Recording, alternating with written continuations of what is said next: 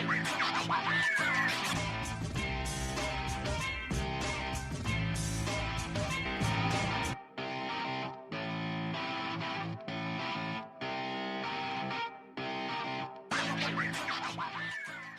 views and opinions expressed in this podcast by the host and or the guest do not necessarily reflect the views of the host and or Paranormal Buzz Radio and or its sponsors. Use of any material produced by Paranormal Buzz Radio without express written consent is prohibited. Paranormal Buzz Radio will not be held responsible for you holding your knees, crying, and rocking in a corner in a puddle of your own urine, or being beheaded by a group of children in a cornfield. In fact, if you come across a group of children in a cornfield, we promise to make fun of you as you run away screaming in terror.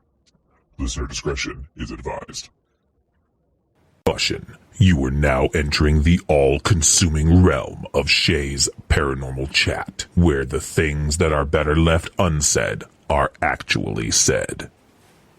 Shut up and sit down.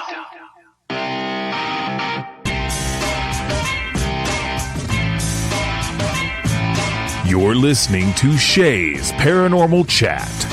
Paranormal podcasting done Shay's way. Tons of fun. Dude, seriously? A bit sarcastic. Hashtag investigator, not hunter. But always real. Hashtag data, not evidence.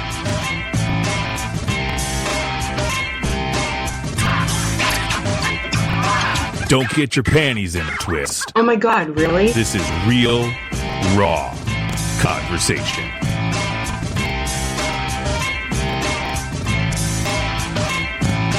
Ladies and gentlemen, welcome to the show.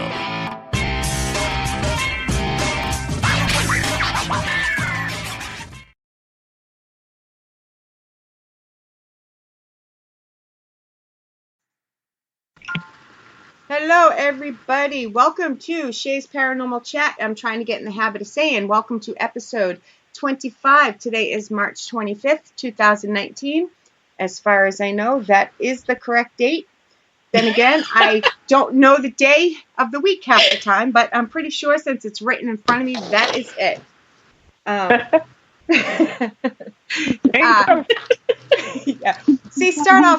I start off great. I'm just,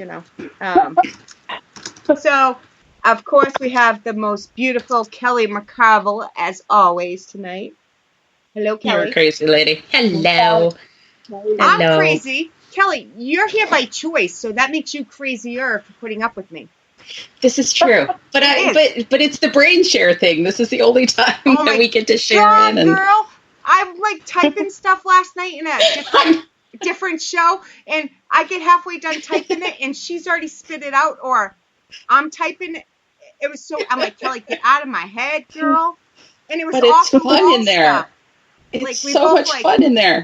Yeah, we're both like, you're not going to like my opinion. You're going to hate me for it. And I'm like, that's what I just said, word for word. The same thing. Started off with, you're not going to like this, but this is my opinion. So. We just spend entirely too much time together. But I love it. I love it, love it. And of course, we have back with us the famous Dr. Gina Marie from Girls vs. Ghosts Media. How you doing, girl? Hi, everybody. Excited to be on with both of you, and I haven't had a chance to share a show with Kelly, so that's super cool since we're both on Girls vs. Ghosts. So it's going to be a good night. I'm excited. It is. It's going to be a good night. We have people already in chat here. I'm in chat. Somehow I figured out how to get in chat. That's amazing. Spreaker chat's the first time you go into it, it's a little difficult. Once you favorite a show, it's so easy to get in. But I'm on 25 plus almost 10 shows later, and that's not counting the ones I co-hosted before on Spreaker. Right. And I still, if I haven't favorited a show, it takes me 3 minutes to find a show. They need to fix that. But the chat in Spreaker is awesome, so it makes up for it. I do love the chat in Spreaker. It's a beautiful thing. Yeah. Well, I think I'm in it. I'm pretty sure I can't comment. I'm in it. I'm in it. I can't send a comment, but I'm in the chat. Oh, I did it. Hi, everybody. I'm in there the chat. There she is. Hi, her. So I'm going to do... This is my assistant. That's amazing. Once you get in, it's pretty easy. I'm going to do a quick few shout outs. I do them in the beginning at the show. Kelly usually ends up doing them at the end because I screw it up at the end. But, so of course we have Miss Gina Marie in there. We have Miss Kelly McCarville. We have Mama Pat, who's awesome. We have Matthew. Hello, Rihanna. Welcome to the show. Hope you enjoy it. And of course we have Miss Kim Purvis. That's who we have so far. So Kim's got to have a gold star, man. She is always the first person in chat. She has my gold star. Kim. Gold star. She has mine. I am a huge fan of Kim Purvis. Let me tell you. She's a good people. She is. She's a good people. She's a good investigator. Good soul. Good support system. Good everything. I mean that. I'm really. You girls do the ghost hunts and things. I've done one, just only one, and I really want to do more. Like, they seem like so amazing. Definitely, they are amazing. They're hard work. Yeah. They're hard work. It's a lot of work. But they're and it's not always comfortable, but yeah. It's yep. Well, it looks fun, and like I said, I've only done one, and it was kind of like, it was with friends from, my medium friend, and it wasn't like you guys do. It wasn't kind of like that, but now I never really had an interest until I joined Girls versus Ghosts, and I'm watching all you guys do these, and I'm like, this seems so amazing. Like, I have this new interest where I'm dying to do this. It's super fun. We have a good time. The thing with ghost, you say ghost hunting, I'll say paranormal investigating. Is that you have to remember you're there 8 to 12 hours. Example. At least. Yeah. And you guys see a 20-minute clip on Facebook or YouTube. You don't realize the other 10 hours that we're sitting there talking, doing nothing. But right, 20 minutes. Freezing our heinies off, yes. Or sweating to death in the dark, in the dirt, yes. with bugs. Yeah, it's not nearly as glamorous as the shows make it look. But yeah, get that one piece of data. And yes. I caught myself, and it's totally worth it. You don't want to see evidence. But it looks super cool, and it looks. I get the whole sitting there for a long time. That must be horrible. But you're right. I don't see that. I only see like all the cool stuff. Right. It's worth it in the end. I'm telling you. As long as you're patient, it's worth it in the end. Mm-hmm. Well, maybe one day I will do it. You will. And we'll be watching you on your YouTube channel. Being like, this is my first paranormal investigation. Here we go. Oh, you bring me something. Sorry, I'm talking to my kid. We're doing something June 22nd, some weird weekends, and I think we're adding a ghost hunt, so maybe I'll get a chance to do something then. So that would be cool. Nice. You'll have to let us know how it goes. Yeah. It seems like so far away, but even when I was waiting to be on this show, I remember when we scheduled it, I'm like, oh my God, it's so far away. And like, here we are, like we're on. Yeah, it goes by very quick. It does. Like, it's like every day, one day drags on, but then you look back and it's like, wait, that was like 3 months ago. What happened? I know. But I mean, it's spring. Today was like our first nice day, and I was like, oh my God, this is great, because now it's going to go so fast. Like, oh, that's right. If anybody doesn't know, Gina is also on the East Coast in New York, so she's an East Coast girl. We had a beautiful day on the East Coast today. Yay! It was awesome. Hello, Wolf. Thank you for joining us. Sorry, gotta shout out to Adam. Adam deserves all the love. Is that his real name? I guess I didn't know that. Yes, his real name is Adam. It's Wolf on Facebook and everything. Well, there you go. If you get followed by A on Twitter, that's Adam. He doesn't know I know, but I know. Oh, I wondered who that was. Yeah. Oh, she's spilling all your secrets, Wolf. Yes. But now I know you better. I have Benji calling him Adam. I haven't met him, but I know that we're Instagram friends. Yeah. Yes. Wolf is so awesome. He could see, I'll be like, hey, follow this person. If he sees it somewhere, he'll go and check them out. He usually ends up following them because I have very good taste in people. Well, yeah. But he at least checks them out, so. He's checking them out. Okay, so back to the show here. Okay. I think you thought I was going to keep you on track, pish posh. Yeah, we pretend we keep each other on track, but we really don't. I think just heard our girls together. So fun. So anybody that doesn't know, Gina is a psychic medium. And let's see, it was 2 weeks ago she was on. I think it was like March 1st she was on. And we were talking about her. And actually, we talked about everything under the sun. She's back tonight to talk about soul contracts.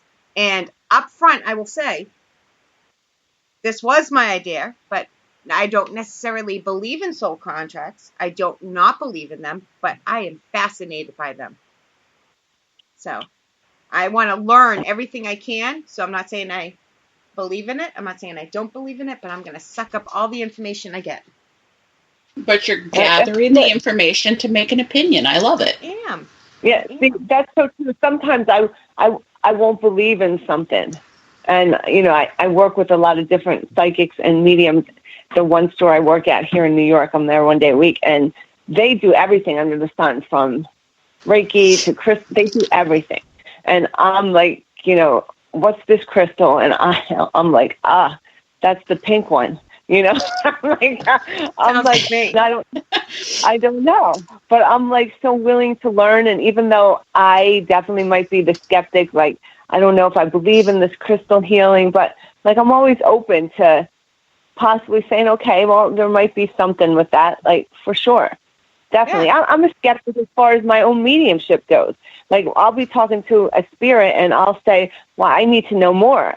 Well, what's your name? And I need to know this, like, because I don't even believe myself at times. Like, I'm my own skeptic. I'm like, it's very difficult for me. I always have to question spirit and get as much information. And I'm never satisfied unless I get a lot of information, because I'm like, okay, well, maybe I just thought I heard, like, you know, I think we have to be that way, though, you know? Yeah, I think so, because, like, sometimes even in my own profession as a therapist, I'm always like, did I do that right? It's just so much questioning, and, you know, it's always like, I need to prove it. I need to prove it. I need that scientific proof. And it's hard being a psychic or a medium, because you don't always have that scientific proof. Right. So with the soul contracts, like you were saying, and that's a topic which I love. I'm all about the soul contracts. Like, if you hear me talk or you listen to my show, even if my show is not about soul contracts, I'm on it. Like, you know, it's hashtag. It used to be hashtag pass your effing test, but we're trying to clean up a little bit, clean up me on Girls versus Ghosts. So it's changed. Clean up me. I'm trying to do the same thing on this network, and I'm an owner of the network, so I feel ya. So it's now hashtag pass your test. But occasionally my autocorrect will put pass your effing test, you know, but, you know, because that relates to soul contracts for me. So that's like, I remember our producer, Charlotte, she wanted us all to give her like a quote from, you know, what we say. And that's my quote, because I'm all about soul contracts. Like, I'm 100% believer in them. Like, I don't even need any more proof about soul contracts. I'm on it. I'm a believer. My guides, spirit guides, my clients, I'm good. There's no more skeptic in me on those. They exist. Yes. I call myself a skeptical true believer when it comes to paranormal. Mm-hmm. That's good. You know, and like I said, I question 90% of everything, and there's probably 10% of things that, and not just paranormal, but anything that I'm completely don't question. You know, and Mama Pat said the same thing. You know, we're skeptical of our own investigations, even, but that's a good trait, and I agree with that wholeheartedly. Because if you believe every tiny little thing, how does that make you any sort of investigator? Because we're supposed to be investigating. We're supposed to look for other possibilities, and you rule out things. In my mind, I'm also if you don't ever debunk anything. Yeah. Yeah. Yeah, that's true. Like, just like even research or science, like, you do like even writing papers. I remember I had a quote. I remember when I had to start writing papers and quoting things, because I used to, in college, I used to forge a lot. Oh God, I've graduated now, so I can say it. So I used to forge a lot and take right from the book. And then I got in grad school. I don't know. I hear Becky's looking for bail money, so you better be careful. That's right. Oh my God. Yeah, I would just go get a bunch of books and forge a lot. And then grad school was a whole different thing, because now I had to cite everything. And I was like, oh my God, I have to cite this. I can't forge it.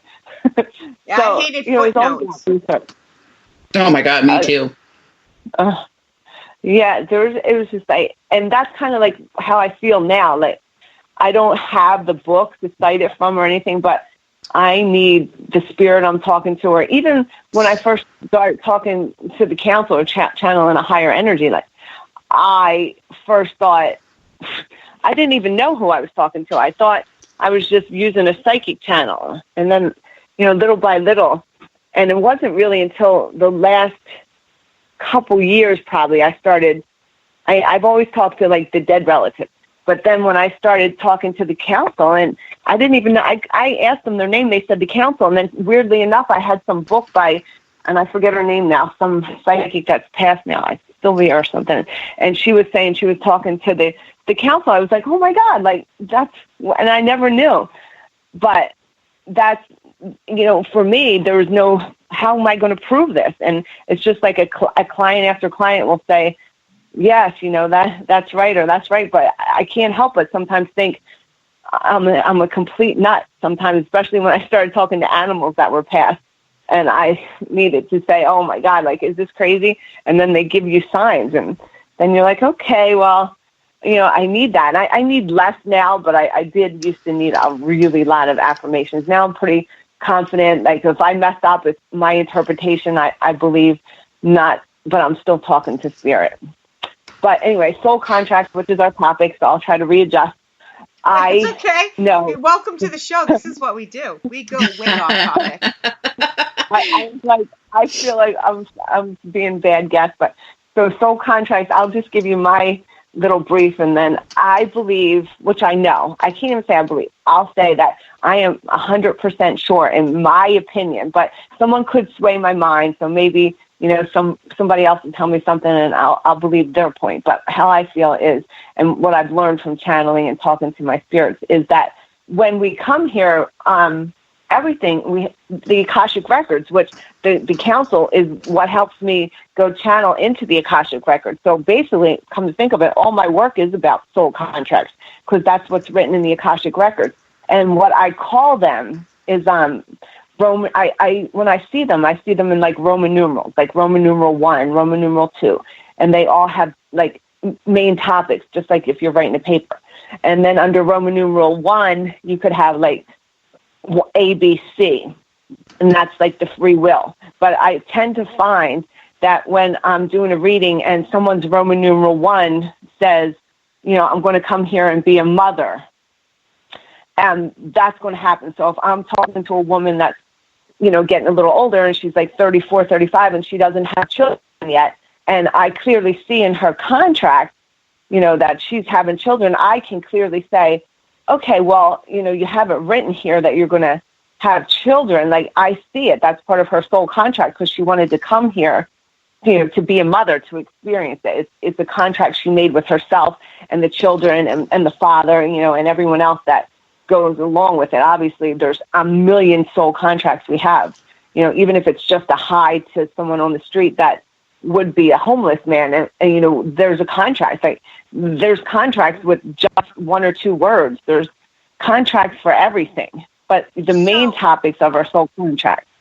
Go ahead. Before we get too far into this, do you think we're going to stick with that woman? You're saying she's here because she wants to be a mother. Now, are you saying that it will definitely happen in this life, or is the soul contract something that will happen in her reincarnated life? Like, she'll have to keep coming back till she does it, or is it definitely this life? That's such a great question. That's an amazing question. And I found that you're right, because time is an illusion. So know that. So when we come here in this 3D world, it's not like, oh, you're going to come in this lifetime, you're going to be a mother. No, you said you want to come and be a mother, right? You didn't say when. That's what. Right. Well, yeah, you say you want to come and try to do it now. You're going to experience. Of course, you want to do it now. Like, you always want to pass your. Before we're born, we have all intentions to fulfill everything we wrote down. Like, we come here confident. Like, oh, I'm going to pass everything. I'm going to do that. I'm going to do everything I wrote down. We come sliding in here with great hope. Sliding, no pun intended. But see, this is, we were sharing a brain again, Shay, because I was thinking as you were saying that, though. So I agree to an extent that I think we sign up for certain experiences during this incantation, but that's not the right word. Incarnation. Sorry. I knew what I meant. Incantation, incarnation, just go with it. But it's a test. It's a lesson. So I guess I go back to that whole free will choice. So if you signed up to have children, for example, and through free will or failing your test or whatever the case may be, you don't have children, it just means that lesson, that experience that you were supposed to have during this lifetime, you'll have to do that again. I guess. I don't know. Yeah, I guess that's what I mean. It says that you come back and have to do it until you complete that part of the contract. Yes, unless you rip up your soul contract, which you can do. You can extinguish it and then not do that. You can kibosh that soul contract, for sure. So for the record, anybody that's wondering, both of you guys believe in reincarnation.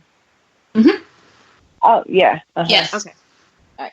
Because I want to make it clear to the listeners that when I say come back, that's what I'm, because my little tiny understanding of soul contract is when you're created out of poof from what in my mind would be from God, but other people believe different things. When you're somehow poof, here you are. When it comes to this topic, soul contract is what you agree to, what you want in the very beginning.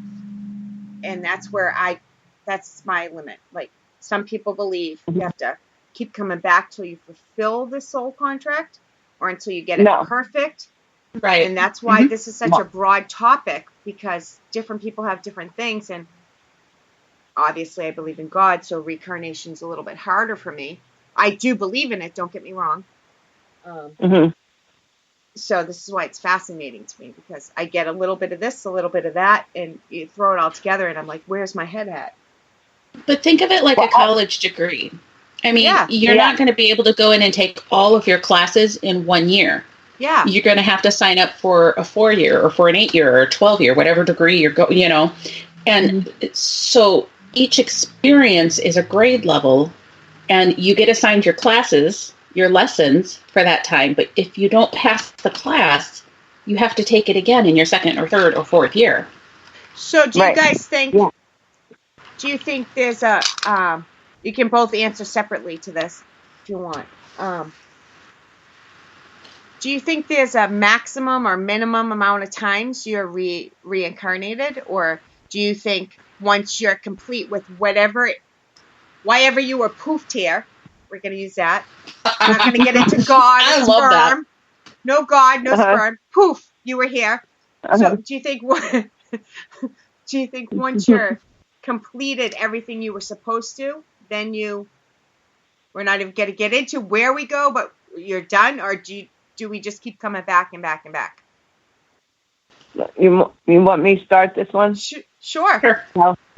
Okay, so I'm going to do a little channeling on this one because I want a really good answer to this, so I'm going to call for some help. It was a difficult question. It was like 6 parts, too. So. So let me just see what I get here. So, yes, kind of like what you said. So when we're born, just say here's the thing. There's so many people in this world here. You walk around, and there are people that are on a soul level that is a lower soul level, and then there's advanced soul levels. Now, the more advanced soul level that you are, you've come many more times, and you've been through many tests. However, you could be in an advanced soul level, but have only come for one life because you're a higher ascended master. So you come here already an advanced soul that hasn't really had a human experience, but you're an advanced soul, but you haven't learned through the human experience. You've learned on the other side. But you've come here to awaken people or help people, and you're here for a higher purpose. And you could only be coming just for that one time with absolutely no lessons to learn. You're there to give other people lessons. You're part of their contract. Okay. You're there to awaken other people. However, you could be a higher soul, and you come to awaken people, and you might choose a lesson or maybe two lessons, nothing real significant. So it all depends on what level you are at a soul and where you are with that. Okay. So anyway, that was I asked for help on that one. So that's what they said. Yeah. So I think we're answering kind of the same thing. Shay, we've talked a lot of times about soul evolution, and that I believe that's what we're doing. Our soul is constantly evolving. So every time we're reincarnated, we basically, like I was saying about the college, you sign up for certain classes, you sign up for certain lessons or certain tasks or experiences. The purpose of those classes is to grow, to build, to evolve our soul. When your question was, when we get to the end, what happens? Yeah. What the spirits have explained to me is that once you have gone through all of your lessons for your soul and you've reached graduation, then you start your master's program. You guys can't see, graduation was in quotations, just so everybody knows. Yeah. Graduation was in quotations. Go on, sorry. Then you start like your master's program. So you move on to the next step of it, which they tell me is becoming a spirit guide. So you're in more of like a one-on-one relationship with someone, helping somebody with their life path and their soul contracts and evolving their souls. But they have their classes as a spirit guide that they have to go through as well, as far as like their lessons, their growth. And then they evolve from there to the next step, Right. Okay. And that's exactly how I feel too. So there is school on the other side. And that could be being a spirit guide, that could be just taking classes, or it could be being, like, when I channel the council, they are like headmasters, we'll call them that, in a school system. They're Dumbledore. They run, yeah, right. They run the books of the Akashic records. They open them, they read them. And my main guide, Christopher, when I first started channeling the council, he would help me because I didn't understand their language. I didn't understand them. He doesn't have to help so much because I understand them and I'm used to them now talking, so he doesn't have to. But they talk, when I first talked and I used to channel this higher spiritual being, and most of them were never born. None of the council were ever had a human life. None of them that I speak with. So they used to talk in analogies. I used to feel like I was talking to Shakespeare. I was in a play because it was so difficult, the language. But they are so, they're at the elite, but they never had a life. Now, who believes in God or Jesus Christ? Well, I do. But do I believe God came here? I believe that, yes, there's God who is an energy. So it just makes it easier for us as humans to understand, like, God is a God. So you can think of him as a person, because it's so hard for humans to wrap their head around. That's a spirit energy. Yeah. Right. But, so the collective consciousness. The word God, because he did come here in a physical body. But it's an energy. And that's where you hear other people talk about Gaia, the earth, or Mother Earth, and they won't believe in, so far, this God. Well, you can call it whatever you want. And again, it's how we want to tell a story, just like when you're a child and we pick up the nursery rhyme and we sing Twinkle, Twinkle, Little Star, because they can't have anything much more deeper than that. They relate. So as a human, these stories are made up. People say you made up the Bible. Well, it's made up so that we as humans can relate to it, because it's so immense when you think of God is this energy that sits above the council, that, he is the ultimate energy. But is he a person? Well, no, he's an energy. He's not a person, but we can't relate to that until we picture him as a person in human form. But it's an energy. And did he come here in a physical body? What I found and believe that energy, the main energy, did, for sure. But that's just what I hear, what I believe. And yes, I was raised Catholic, but I don't know that version of it really, because I didn't go to Catholic school or anything. I kind of did my own thing, but that's how I believe. So his spirit did have a human life, or his energy did. But wow, he had that one life, but he was the ascended so much master. I'm talking about, the highest there is. Jesus Christ, I'm talking about, like, people, if you want to make the story up, because God is Jesus Christ, but it's the same person, really, the same energy that came. So that's how I feel. And then, again, soul levels continue. Now, will a soul, here's another thing that I like to find out. Like, I call these people, like, I look at these people that walk around here, and I walk through, and I live in New York City, so I walk by thousands of people. And I know I can, if I feel like playing a game, which sometimes I'll play, and I'll tune in and I'll just channel. And I'll walk past people and I'll tune into their energy and I'll go, oh, that's a filler. Oh, there's an advanced soul. Oh, that's like a medium soul. Like, I can tell, because I'm tapped in, and I see, like, who's the players in the game. And the fillers are basically someone that they're kind of like this new little soul that they're just here to be a part of, like, other people's contracts. They have such little roles here in their acting, in their little human costume. So, but every action we take, and I believe this, whether it's what you're saying or in life in general, every single tiny action I take not only affects what action I do next, but it affects everybody around me.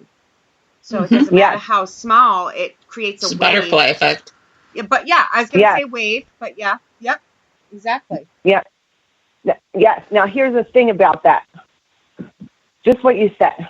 Because your energy, right? You're 80-something% water, your energy. You chose when you were born what sign you were going to come to, because you wanted to.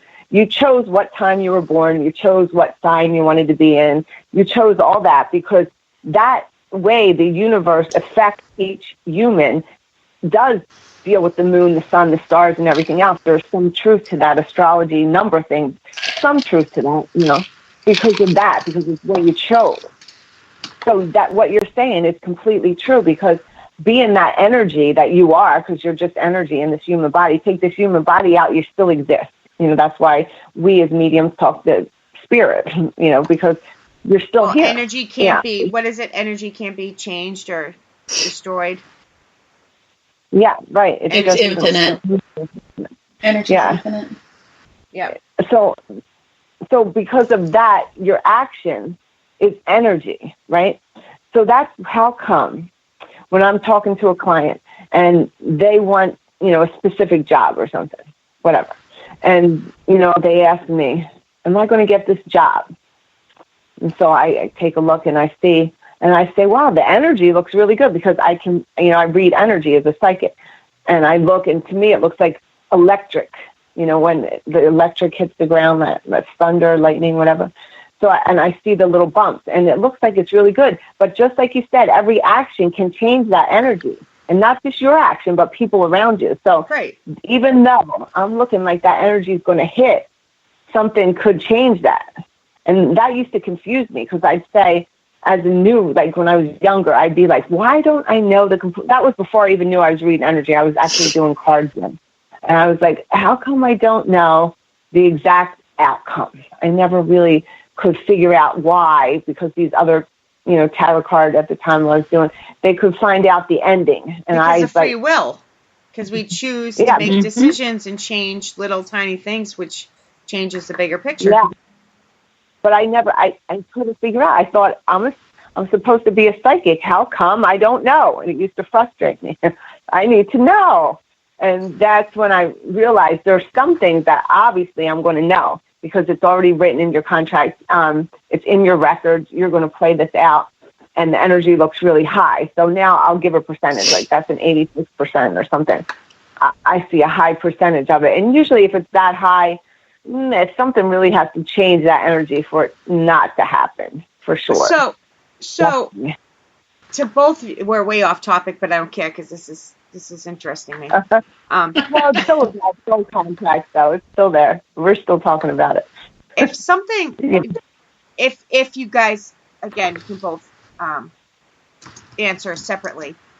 If you both agree on if things are meant to be, like such as soul contracts, and I know, for instance, we're talking about things we can come back, but let's forget about that. Let's talk about this life. If things are meant to be in this life, do you think any action you take, as we said, it can change the outcome of something? Do you think eventually it will end up back to where it's supposed to be, or do you think it will forever change? Does that make sense? I get what you're saying. In this life. I go ahead. I think that there's certain things that we, I always hate when people say, "Oh, it's destined, it's written in the stars." And for the most part, I think people put too much weight into that they think they don't have any control over their own lives. And for the most part, we do. We have a lot of control over our lives and what we experience because of that free will.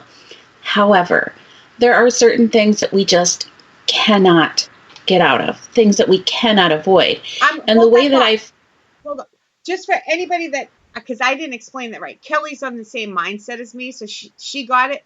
I'm talking like Final Destination stuff. They outlived their death. Yep. So in 4, 5, 6, 7, 8, 12, parts there, they all die. So I just want to make that clear because you got it, but I don't even know if Gina understood what I meant, to be honest. Yeah. Well, maybe my answer will help kind of explain it because what I tell people is, like, if you look at where you're at right this second and you are destined to meet your very best friend, your free will choices, think of it like the trunk of a branch. You're at the trunk of a tree right now.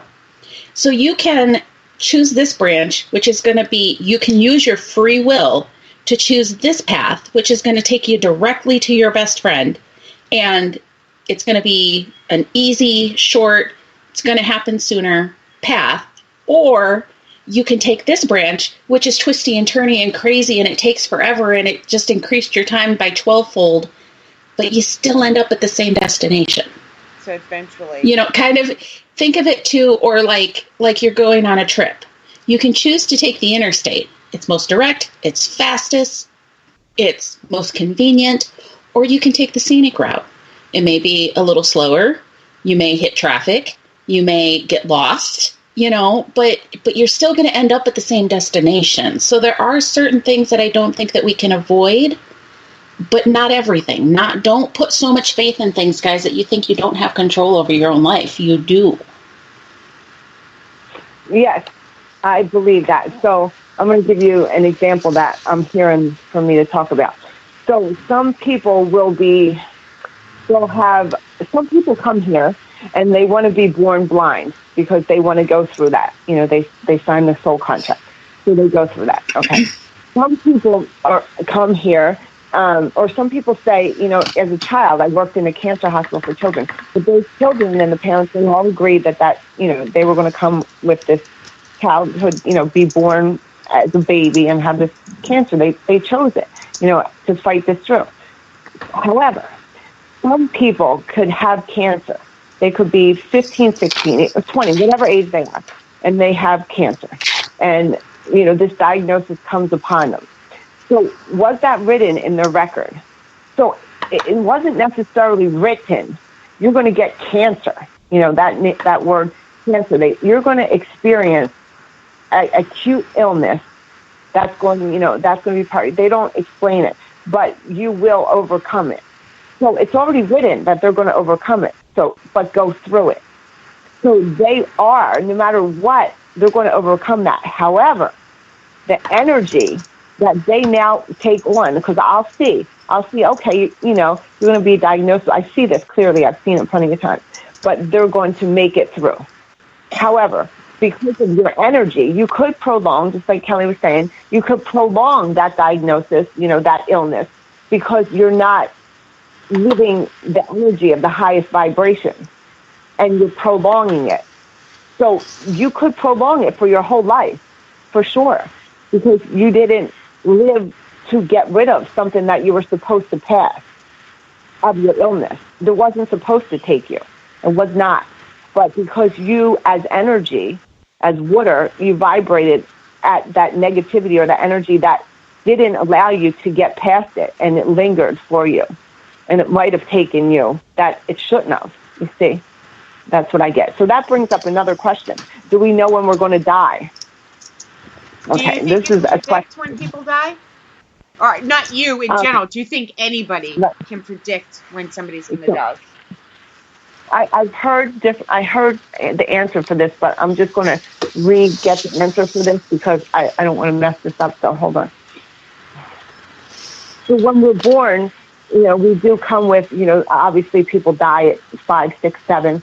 And, obviously some babies die right away. So that's something that is in the soul contract. You're going to come, you're going to die as a baby, and you're going to go through this for your mother. You're signing up for everybody involved, right? That's the doctor, all the contracts that had to be affected with that. So you have an exit point, but there's various exit points. Some people are born and they're going to have an exit point at ABC, which would be a choice. If you're ready, your soul's going to die at A. If you're ready to go, you're going to go check out and you're going to die at A. You have point B.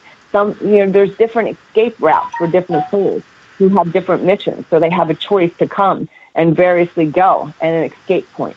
That's what, you could have. Maybe that would also explain how you see some people, they have a life experience and they come back or something. That was an exit point that they didn't choose. They decided to come back. But some people won't even know that they went through the exit point. They got hit by the car and people thought, oh, they died, but that was an exit point that they chose to come back for. And those are experiences. However, some people do tragically die before they're supposed to die, for sure. They die before their time, even though they had an exit point. And that happens, and their soul contract was never completed. Depending on how they died, if they took their own life, they'll come right back and start living that same karma, that same soul life, right from where they picked up. Oh, right from where they left off? So, yeah, let me see. I just channeled. So let me just come back and talk as me right now.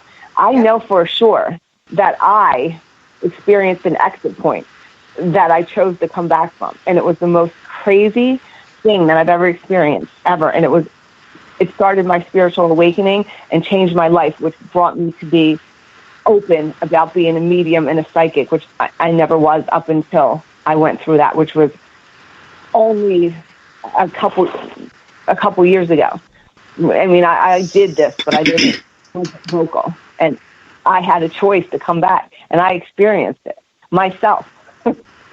And it was mind-blowing, crazy what I went through. And I came back, but I had a choice, and I was asked if I wanted to go. You could go right now. And I talked to my spirits, I talked to my guides, I talked to this energy, and I said I'm going to come back. And it was traumatic, and I came back, but I went through it. It was really crazy. So I'm a little confused here because I'm from both of you. So I don't know how to simplify. I have a little bit different theory, so I don't know if you want to hear that first. Yeah, go ahead. You might have to remind me I had a question, but yes, on this, go ahead. Do you want to ask your question first? Go ahead. Nope. Stay on this because mine's going to go way off. So I've heard that theory of exit points before, and I think there's probably some truth to that, but I also think that ultimately there's an end date. That if we are given those exit points prior to, and we don't take any of them, we still have an ultimate end date. And yeah, I don't know that we have a lot of I don't know that we have a lot of control over that. You had asked, do we know when someone's going to die? I don't know that we ourselves can ever know when we're going to die for sure until it's happening, but I have been told during readings when different people are going to be passing away. There's several years, dates, days, like.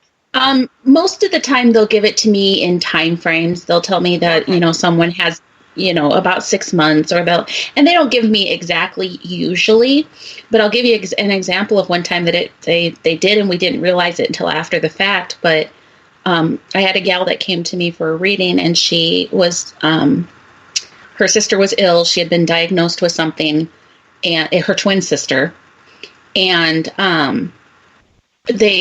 she just in her gut, she felt something else was wrong. And yes, absolutely something else was wrong, because they were treating her for like indigestion or something like that. And she had cancer. And I told him, I said, you have to go back and push, because it's more than this. And if you don't push, you're going to lose her in a couple months. But if you have to push, and you'll get more time. And throughout that conversation, I kept telling her, 9's important. What does 9 mean? 9's important. They keep saying 9, 9, 9, 9, 9, And she's like, I don't know. And she would call and periodically just give me updates on how her sister was doing. They did go back to the doctor, and they pushed, and they found out it was cancer. So she started getting treatment, and she had more time. She called me when her sister passed away on September 9th. Oh, 9, 9, 9. 9, 9. 9, 9, 9. Yeah. And like there was another time where one show that I do, there's a lady that came to me every time I was there, and she'd get a reading, and I knew she'd be coming every time. And she sat down to read for me, and they told me, this is going to be the last time you're reading for her.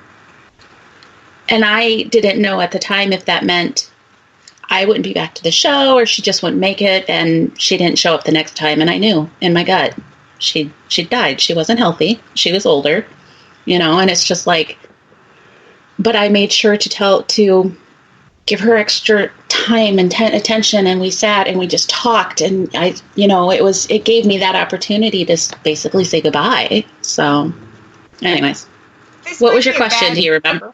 No. Well, you kind of answered it. It was just, I don't know, but now I'm thinking, anybody that knows me knows I don't really watch too many paranormal shows. Except I watched that Hollywood Medium, Tyler, that blonde, cute kid. Do you know what I'm talking about? It's Hollywood Medium with Tyler something. I've never missed an episode. Tyler Perry? I think I heard Tyler Perry. Tyler something like that. I'll have to somebody in chat will know. The show itself's called The Hollywood Medium. He reads for stars and stuff. I know what you're talking about. I don't know what his name is, though. I've never missed an episode of it. And I remember sitting there watching when he read Alan Thicke. And he's telling him, all of a sudden, his face changed color. And he's like, this has nothing to do with it, but I have to tell you, you need to go to the doctor. Something is up. Something in your chest. And he's like, Alan didn't want to do doctors, but he's telling him, you have to. And the guy was dead within 8 months. God rest his soul. I was a fan of his. He was dead within 8 months, and that kind of resonated with me. Like, so it is possible for people. I guess he's a physical medium. He can see ailments. Physical is not the right word. What's the word? He's a medical intuitive. Maybe, yeah. Medical. But that's what it reminded me of. So it is possible. I don't know if I've heard people say you're going to die in 2019. Like, I don't know where they get the number from. I don't understand. Yeah, and I don't know that I believe that they're going to just randomly tell me, Shay's going to die in this year or on this date or whatever, because why? What's the point of telling me? Every time that they've told me. If you know. No. And that's the whole thing. But every time that they have told me, Shay, there was a reason that they told me. Go to the doctor, for the get checked out, but don't say you're going to die next week. For the twin sister, it was, you have to push her. Don't let her give up and just listen to the doctors. They're wrong. For the lady that I read for every time I was there, it was so I could tell her goodbye, For the beautiful young woman that came and sat in front of me, it was because she needed to know that her mom was going to be okay when she died. Sorry, she still gets to me, and I don't know why. I can tell. The older lady? No, the young girl. She was 22, I think she said, and she was so full of light and energy, and She was dying. She was sick. Yeah, I had one 20-something-year-old girl that came, and she just had a baby, and she had cancer. And it was horrible, terrible. It was sad for me, yeah. I don't understand why we haven't found a cure for cancer yet. You would think. I mean, they're working on it, but I think a lot of it has to do with money, and if some of these places could have as much money as NFL or something, Right. I'm always. And I'm a football fan, so don't send me fucking hate mail about football. I love football, but I'm just saying. Yeah, if you want to send hate mail about it, send it to me. I don't like football. I haven't got hate mail in 3 weeks. I want to keep it that way. I kind of go back and forth. Like, I used to be Eagles fan when I was home in Philly, and I'm not in Philly now, so I'm not. But if I go back to Philly, it's just something about living there. I'm a fan. I'm a football fan again. It's just the culture, for sure. Boston, baby, all the way. You think Midwest people and New England people get in fights, man? People from New England fight over the Patriots more than anybody else. Yeah, there's definitely a big, strong fan base up there, for sure. Yeah. Yeah. So I love that question about the dying thing, because it is something where I believe that we're all going to die, when we stay or something, but it's the way we die that we have some control over. Because the way especially living in New York, I walk down the street and it's a tough city to live in, even being young, but some of the older people in New York, like, it takes a while to cross the street, and these cars don't care. So I see these older people with, their walkers and their canes, and they can't really walk, and they're crossing the street. So I had to ask the question, the spirit. I said, like, why do we have to watch this, like, decrepitcy of where a person becomes a lot of older people, before they pass, they become their quality of life. And I worked in long-term care, and I've worked in Alzheimer's units, and I see the debilitation. The quality of life is zero, bedridden, before they die. And so why does this have to happen, Why can't they just have their exit point? And then I ask, and that doesn't have to happen. It does not have to happen. And it's getting worse as we go as a society. And people say it's getting worse because we're living longer. But that's not really it. It's getting worse because, again, we're only water and we're only energy. And yes, sometimes you feed the body some negative things, but the vibration of food and the way food is taken care of and processed, and some of the meats and some of the other foods brings with it so much of this energy that causes this decrepitness, and the energy that brings it. We're supposed to die, but we're not supposed to die that decrepit, horrible way that a lot of society die. We bring that on ourselves as humans. It's not supposed to go out that way. Oh, yes, there's, aging a bit and stuff, but it's not supposed to be that way. Not at all. I've asked that question many times and got the same answer. So you think we're living longer, but yet aging quicker, if that makes sense? No, we're living longer. Let's just think of back in, like, as early as the 1950s, like back then, 50s. The lifespan wasn't as long. The average lifespan was probably 60, 70, where now it's more of the 80s, 80, 90. So it's increased 10 years over like a 40, 50-year span. And that's a lot. So we're living longer, but living more. I'm trying to think of the PC way to put this. But once we get old, we're old. Like, I can't think of a nice way to put it. We're living longer, but suffering because of it.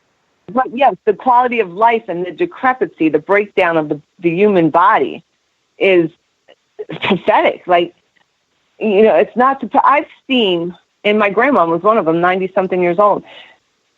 The last 3 weeks of her life, she was, she got some swelling, and she, organically died from her heart passing. Never really doctored her whole life, never ever did nothing, ever. And she looked amazing. She had a great soul. And it has to do with how you live. And I've asked it so many times, I now know it to be true. It's how you take care of your soul, your life, your energy, what you feed it, how you bring that body, because that's not what people signed up for sure. That's part of the free will. Yes. And pretty soon you're going to see it. You're going to see, because there's a lot of people awakening. You'll see. Maybe we won't see, but, at least maybe 100 years from now, it's going to be a big difference. People are going to be living past 100 and something, and they're still going to be, looking decent and walking around. Like, it's changing because there's an awakening coming. But we're seeing more of the negativity effect now, but people are starting to wake up to it. So Mama Pat says, I think more people go through prolonged illness before they pass because we have better treatment that prolongs things. And that's kind of what I was trying to say, but I'm not as elegant as Mama is. So. No, that's true. Yeah. Yes, what she's saying. Yes, there is that factor as well, for sure, because it's brought out where we're not going to. That's what I was trying to say. Like, we live longer, but not so well. Like, but. Yeah, right. But that goes, again, to the fact of this whole soul contract thing, right? So because you have this, whatever disease it is, and then you get this prolonged life, does that mean your soul contract extends? No, not at all. No. That doesn't, not what it means. It means that's when you're going to die. But you didn't have to have that treatment or that prolonged thing, because there's a lot of it that we bring on ourselves. Cancer is brought on a lot of times by the person, and it's also healed by the person organically, not through any treatment or anything. It's brought on that way. I don't know if I agree with that, but I see what you're saying. Right. So my analytical brain is kicking in because this is what I do. I'm very right, left brain. So no, I get that. Riddle me this. No. I'm just thinking. So if we didn't live as long in the past, so if, in the Middle Ages, we only lived to be in our 30s or, God forbid, our 40s, if we had a really long life, you don't get as much done. It's like taking 10 credits per semester. But now that we're living to be 70, 80, 90, 100 years old, are we taking 20 or 30 credits a year? Are we not having to have as many incarnations to get our soul evolution? That's what I'm thinking. Is it quality or quantity? Logically, that makes sense. Logically, that makes sense. Yeah. I'm following. It took me a minute, Shay, but I'm picking up what you're putting down finally. Question, because I did ask the health question, but let me see if I can get some answer on this one.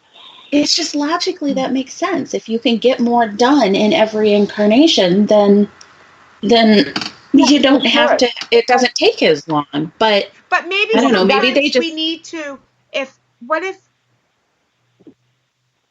I don't even know if this fits in, but fits in somewhere in this conversation. What if I have to, for some reason, or somebody feels like my life has to be prolonged and I suffer because somebody around me is not ready to let me go? Yeah. Like, do you know what I'm saying? Like, if I have to suffer for 10 years, so my children would have me for 10 more years, even if I'm 90, if they're not, nobody's ever ready to lose a parent, don't get me wrong, but there's different degrees. Like, does that fit in anywhere? Like, with the soul contract? I still think there's an expiration date. When they're supposed to go, they're going to go. Now, if you save them from missing one of their, what did you call it, Gina? Their exit points? Is that what you called them? Uh-huh. Yeah. I mean, if you help them move past an exit point, then maybe you prolonged it. But I still think my impression is that we have an expiration date, an ultimate expiration date.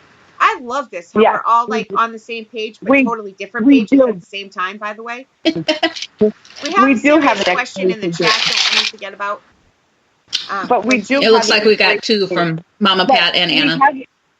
We definitely have an expiration date. But, however, some people leave before their expiration date. They do. They don't fulfill waiting. Yeah. So if they leave before they're supposed to, is that added to their next life list? Then they get to go to detention and live up their next soul contract. Oh.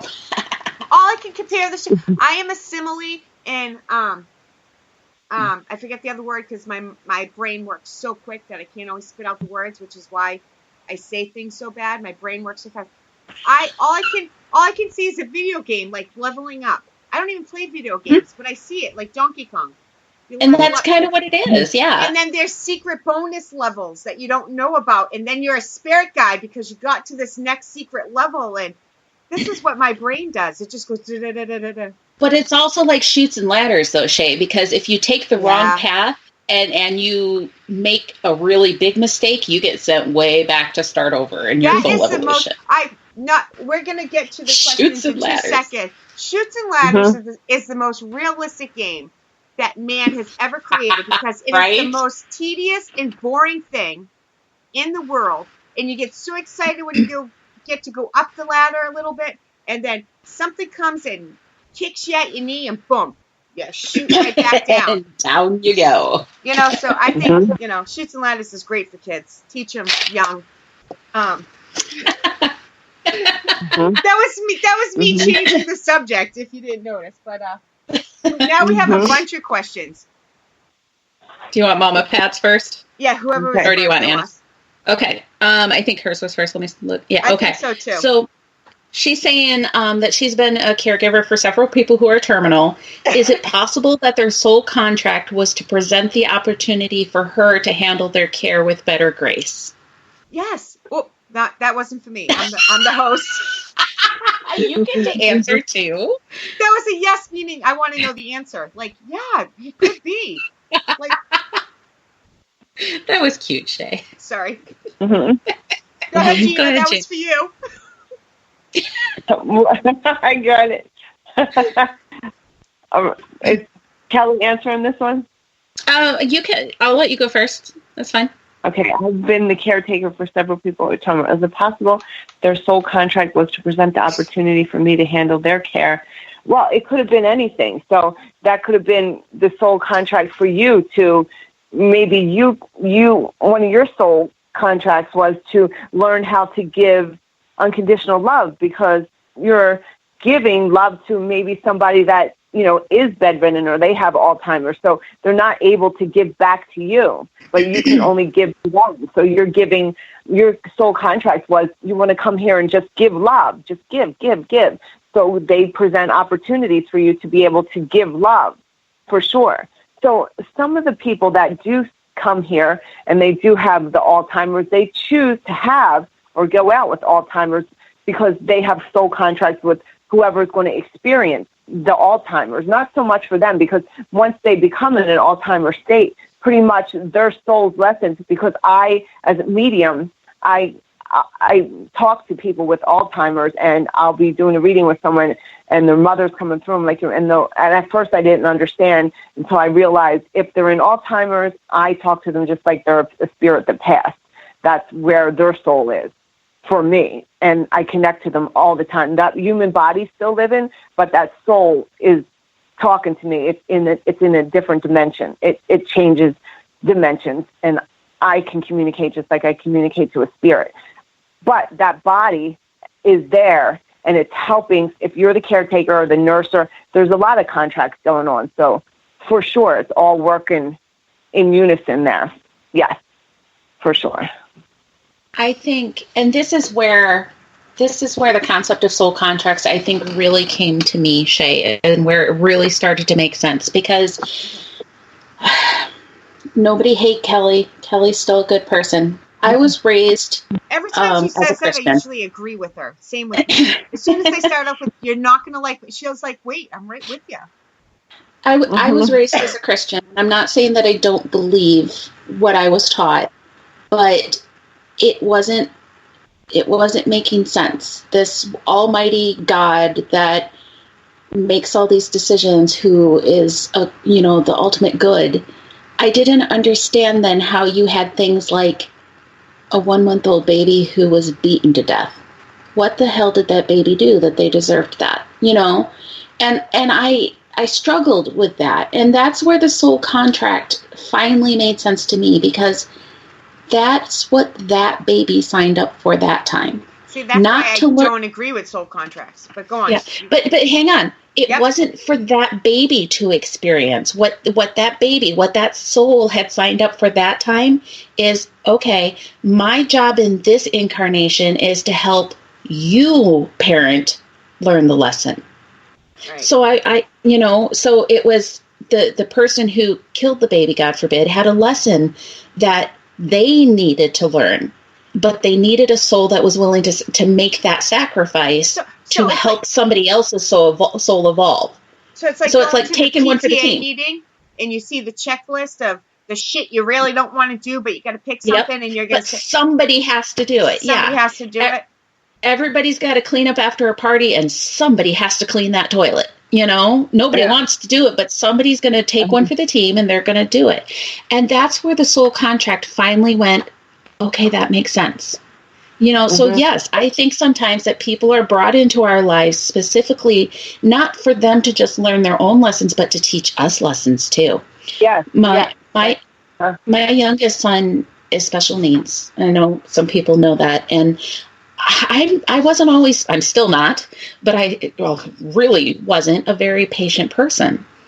And I very much so think that he was given to me to help me learn patience, because I need to have patience with him. And I am more patient, and that's what he helped me with. Does he have a diagnosis, Kelly? He has a cognitive learning disability. Okay. Yeah. He's a good little guy. He's very high functioning. He's 13. I call him little guy. He stands like 2.5 inches taller than me. But he's very high functioning, and I couldn't and wouldn't change him for the world. But I went through all of that, the what did I do wrong? Why? And this is where I even now I hesitate saying it because I feel like a horrible person. But what I thought at times when I was stressing, what did I do wrong that I was given this challenge, but it wasn't that I did anything wrong. It's that we were meant for each other.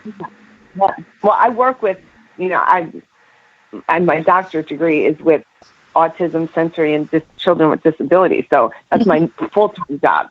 And I remember working with children with learning disability, and I still do, and nonverbal, a lot of nonverbal autistic children. And obviously, I talk to their spirit. So to me, they're functioning, because it doesn't matter how they're acting. I can communicate with them. And I'm not able to tell all my parents that, because they'll be like, get the weirdo doctor out of here. And right, but a lot of my parents will figure it out, because I'll be like, oh, he's going to walk at this age. Like, they're like, oh, you're the best therapist. Like, how did you know that? You knew when he was going to walk, when he was going to talk, and you knew everything. Like, you're the best therapist ever.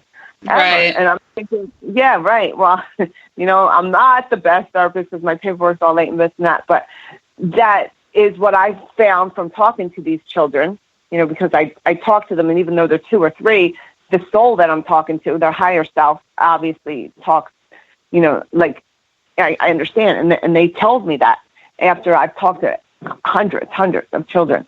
And that's what they all said. We come here for that. And my last show was just on children with disabilities. I just on Girls versus Girls. I want to just add something about animals real quick. This is something about a soul contract. Facebook and Instagram crashed a couple days ago, right? And it was detrimental to me, because I was like, I can't be on Instagram. Oh my God, like, I'm going to miss the show. Like, how about if it's not on tomorrow? How am I going to contact everybody? I don't have anybody's real phone number. So anyway, I was freaking out.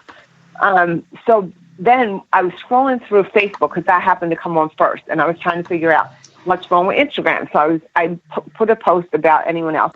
And I was scrolling to see if anyone wrote it. And I have not even been active on Facebook for, I don't know, I repost things, but I haven't been active. I've been more of an Instagram person, because on Facebook, I just hadn't want to see a lot of the things that would randomly pop up.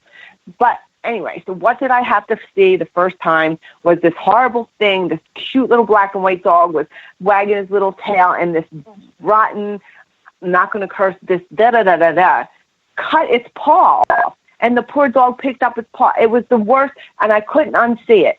Well, if it didn't set me off, I just started talking to my cat. Everyone knows I started off, well, if you don't know, I was the pet psychic on Rescue Inc. That was my first thing. I talked to, animals. So that was my first real psychic job. So I started talking to the cat, communicate to my cat. And I asked, what was their soul contract? And I said, how come I get more upset when I watch that dog? And I've worked in children's hospital and saw a lot of abuse, and it did upset me. But I said, how come I get more upset about that dog? I couldn't figure it out. So I got an answer. And the fact is, when the soul of the animal chooses to come here, just like a lot of children with autism, but to more of an extent with an animal, especially a domestic one. So why they come here with no ego. They come here as pure love. That soul came here to not do anything but give. Pure love. They came here pure love.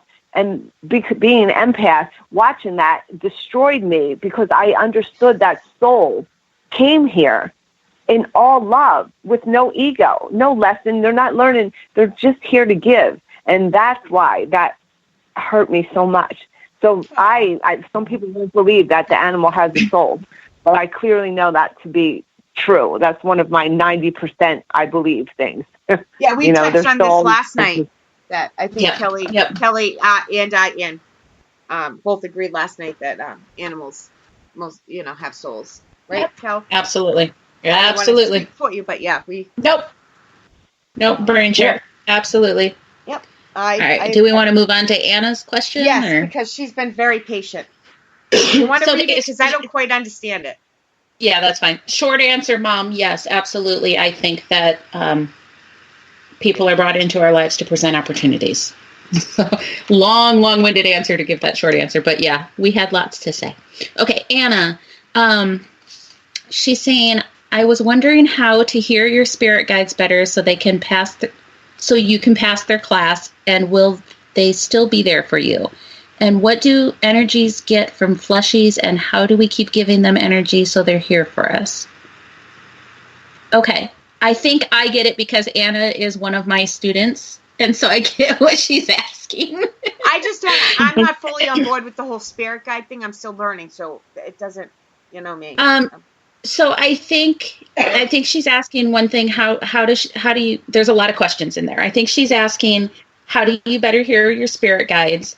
And Anna, if I'm wrong on this, sorry, but I think she's saying if the spirit guide would pass their class, will they still be there for you? And then, so let's answer those, and then we'll go back to the second part of her questions. So, the whole communicating with your spirit guides thing, I don't know that we even want to get into that this show, do we? A short answer. Do you want to go first, Gina? Okay. So, how do you know your spirit guides are there? That's definitely, I'm going to shorten all parts of this question. That's definitely taking work. I am still learning my spirit guides. I still question them. I still want to know. I had one of my spirit guides showed me physically twice, but it's not easy, and I still question, and I don't even know all of my spirit guides now. I only know two, three if I, who is one of my angels. But anyway, it takes a while, and I ask for signs. So if I get lost or confused, I talk out loud, and I say to my spirit guide, I say, listen, I'm really confused about this. I'm going to need a sign. And if you follow my Instagram, my signs are crazy. So I said, I'm going to see a crazy sign with a bird. And then a whole flock of seagulls fly over. And I go, I don't know if that's true. And then I look on the ground, there's a sticker of a seagull. So you know that they're there by asking them questions, stepping in for help, and then asking for a sign. And they'll manifest, they'll show you a sign. That's just one way, just real quickly. I want to get through the question. And the second thing is, are they going to always be there for you? Well, your spirit guides they signed the contract to be with you, your main spirit guide. Exactly. When you're going through different things in your life, other guides will join you for a short period of time, or angels. They could sign up, they're coming because you're going through, maybe you're going through some tragedy with, just per se, you're going through something where you're selling your house. well, there's certain spirit guides that are able to come help you and help you through this. There's, that's just a simple one. Or, you're going through anything so simple as, like, right now you're all stressed out because you broke up with your boyfriend. Well, there's certain spirit guides that are going to come help you, or angels, to give you love. So there's ones that are assigned to you forever, and there's ones that come in just because they're like the floater spirit guides. They're not really assigned to one person, but they go where needed. And the same thing with angels. So that's what they do. They float around. They're not specifically assigned. And I find them to be higher spirit guides, more advanced. They're more of a higher level. So that's what I think that is, right? That's yeah. Answer. And I would say, Anna, for spirit guides, how do you hear them better? It's kind of like we talked about at the retreat, is just really opening yourself up to them and taking the time to listen to them and to hear their messages. When I first was starting out, I used a lot of the guided meditations to talk to the spirit guides. And even now, when I teach classes, sometimes I'll still use those guided meditations because I think they just help. I think it's a huge helper. And honestly, I'll ping you after the show too. I think I was talking to someone about doing like an advanced retreat for some of these things. But as far as, what does a spirit do when, oh, nope, I'm reading the wrong question. What if they pass their class? Will they still be there for you? I don't think spirit's going to do that to you. They wouldn't assign you a spirit guide who halfway through your life is going to graduate and move on. They'll make sure that you're paired well. So you would both graduate at the same time, maybe just from different classes. You'd graduate from this experience. They would pass from their experience. So the second part of her question is, what do the energies get from fleshies? She means people, humans, from this experience, I believe. Because I always remember I say they're just surrounded by fleshiness, or if they've lost their fleshiness. And how do we keep giving them energy so they're here for us? It's not that we have to pay them for being here for us. It's what they've agreed to do this time around, is my belief. So what they get is their soul is continuing to evolve as well. So I think it's a give and take between both of us. Before we get on to the next question, Aaron just asked, and I'm skipping only because it has to do with this. Do you know how many spirit guides are originally assigned to you? It varies, doesn't it, for each person? There's no set number. All right. Yeah, it really does. I mean, you get like your one primary that Gina was saying, but then also, like she said, you have, I call them reserves. What did you call them? Yeah, you had a name for them too. What did you call them, Gina? I call them floaters. Floaters. Yep. I love that. Yeah. Uh-huh. Yeah, so I mean, I don't know that we have any specific set number like you're going to max out at 10, but yeah. It just depends on what you need. Yeah. Right, and I'm still, like, I'm unclear. I know that I have my main spirit guide, Hector. He doesn't really talk so much to me. He's more of a protector. He's the one who physically shown himself to me twice. I have Christopher, but his main reason with me is to channel. Like, he helps me channel. So, and then I have Anna, and Anna is my main angel who's with me. And I have others, and for some reason I haven't seen or met them yet. And maybe I'm not ready. And then this is true too.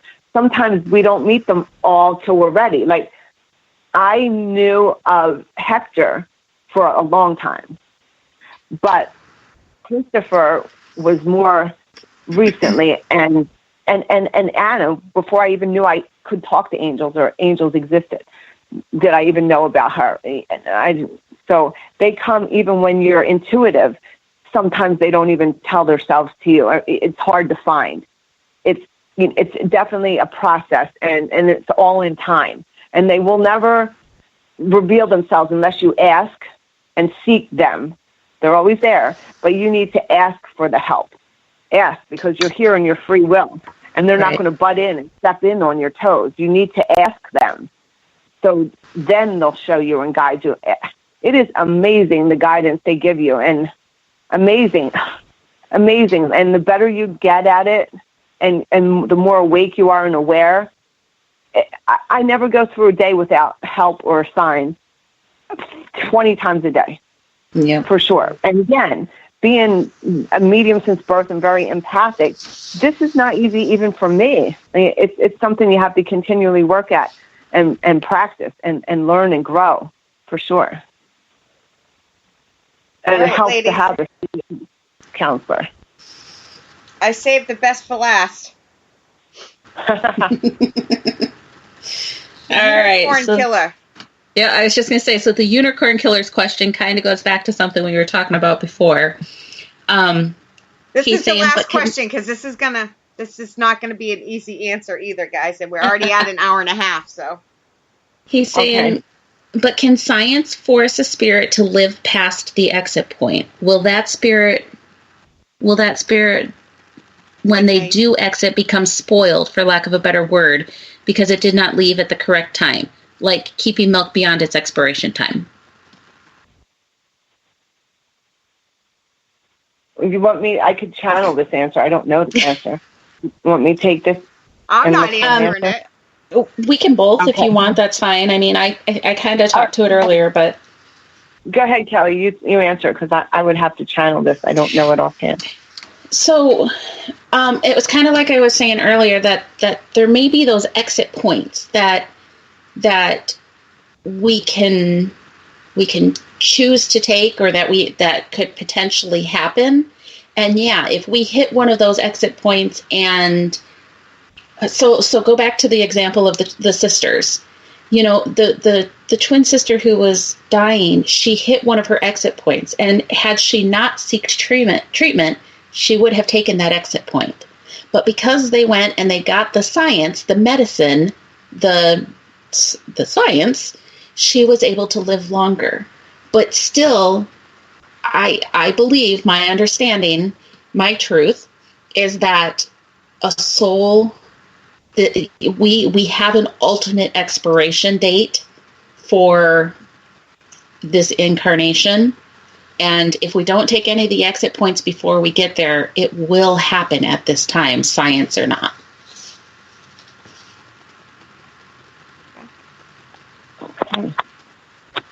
I think. You want me to answer? I don't know. Let me see what I get. Hold on for a second.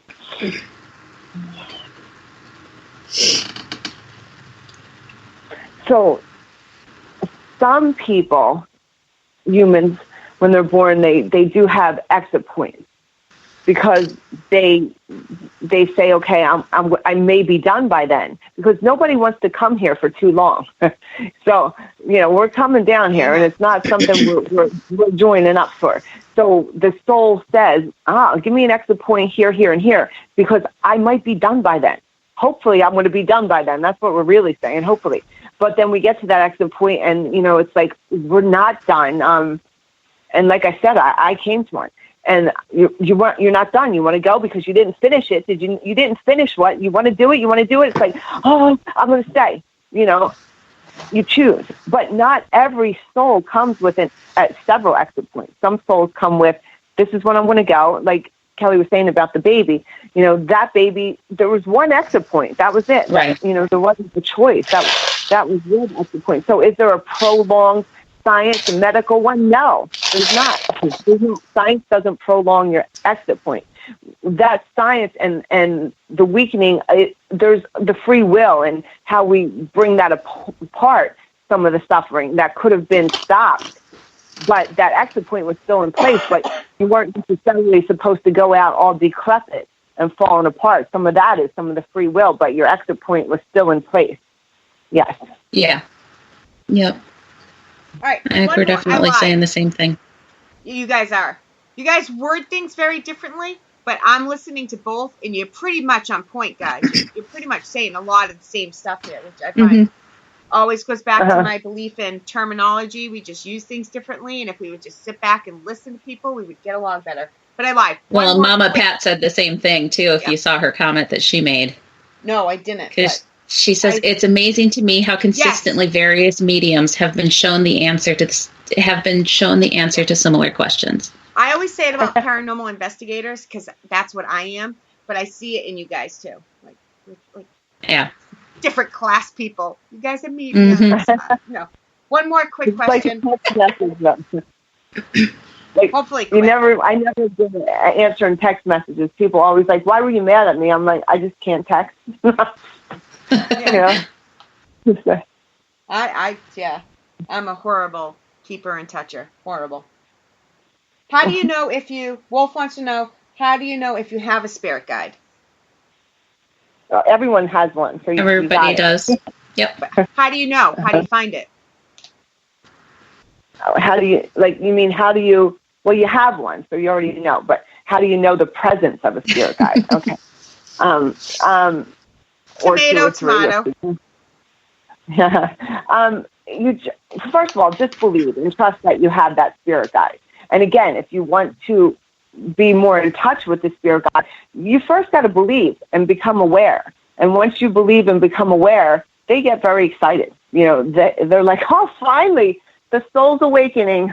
Yay, they hear me. Yeah. Yep. Yeah. And they want to show you, and they're going to jump at showing you however they can. And it's funny because I briefly spoke about this on one of my shows, but aid-porting. I have had amazing aid-ports happen in my life from spirit. Amazing, like mind-blowing aid-ports. So depending what is an aid-port?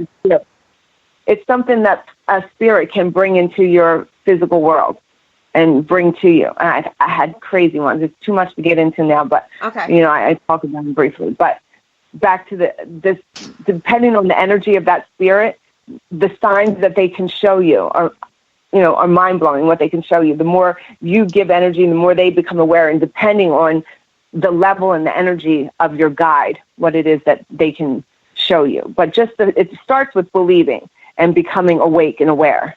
And once you believe and become awake and aware, possibilities are endless. So you have to kind of open up to the idea. You have to believe in the idea. Yeah. Yeah. Accept the signs. It's kind of like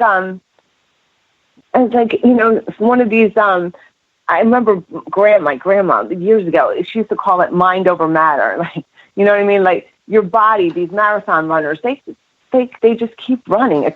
They believe they can do it, mind over matter. They keep going. So the more they believe, the more they can push the body. So the more you believe in the mind, the more that they're going to reveal and show you.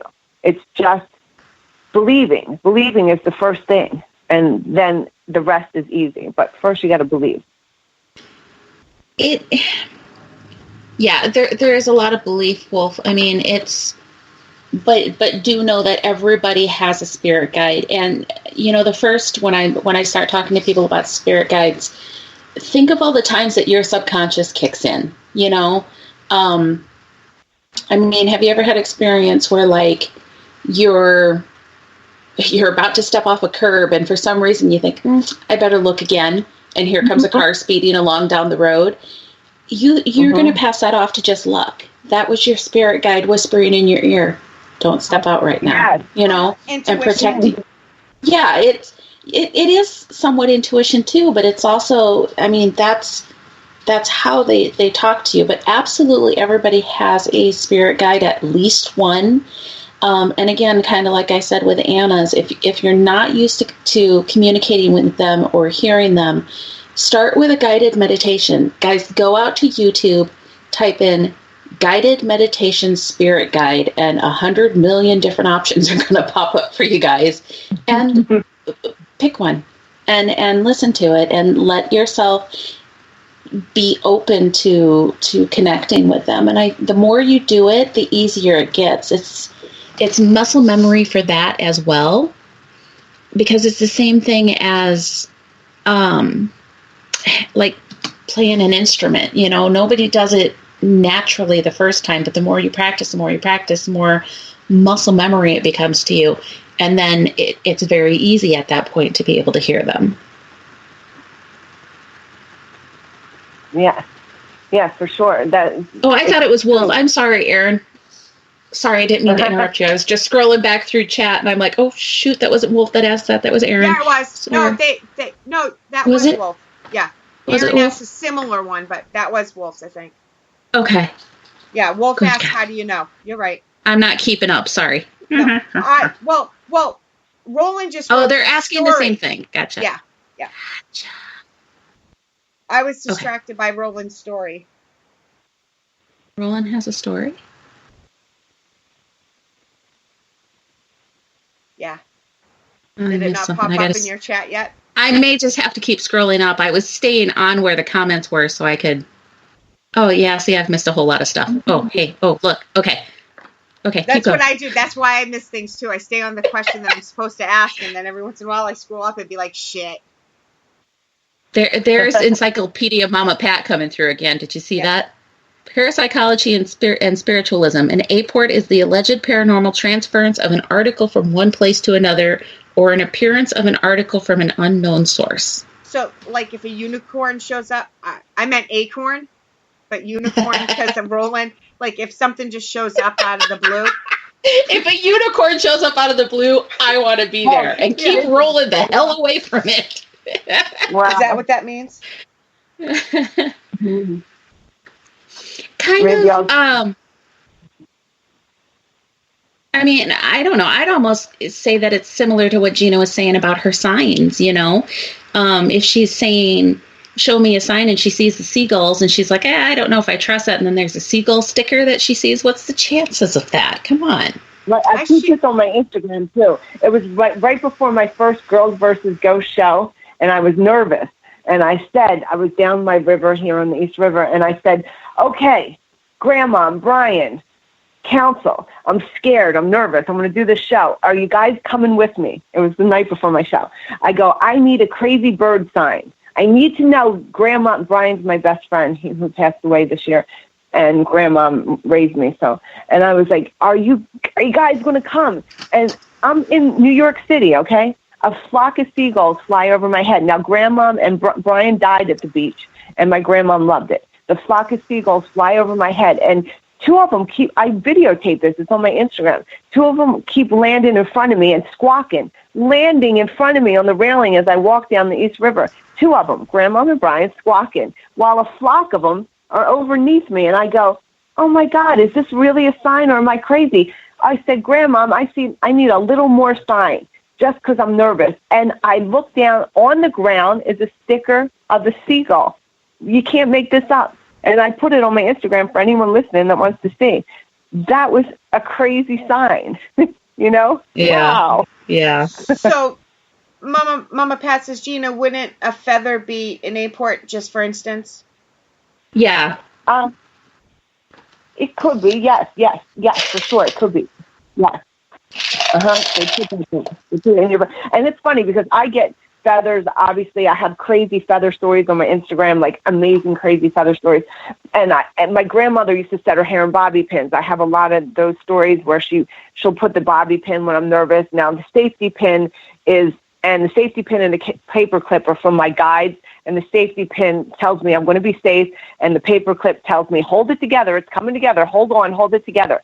And I get those all the time. So I was telling my grandmother, I go, I love these bobby pins, Grandma, I love these signs, but can we have some cash? Like, can we aport some cash, Grandma? You know, because I really need some cash. And she hasn't come through with this. So besides the penny or the random dime, I'm like, can we, aport a few thousand here? So I'm wondering, like, how much energy do they have? Because there's a lot of aport stories I can have that have been crazy, but no one's apported me the cash yet. So if any of my guys are listening, right? Let's aport. That would be awesome. That would be awesome.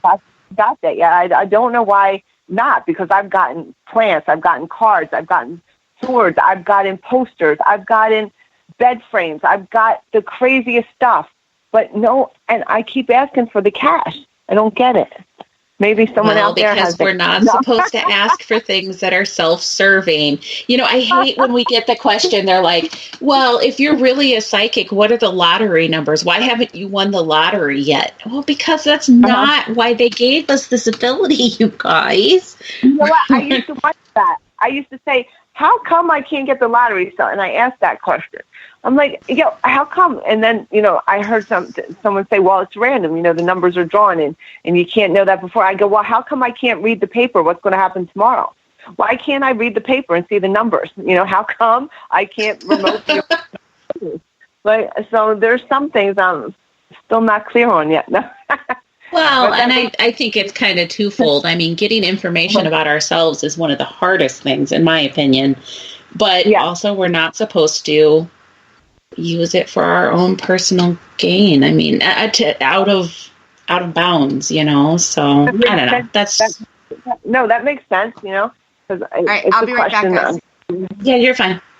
I don't know.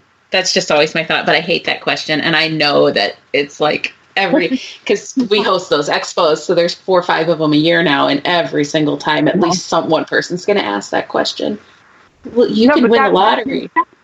But it makes sense why it didn't happen. Why is it again? Because we're not supposed to use it for our personal gain?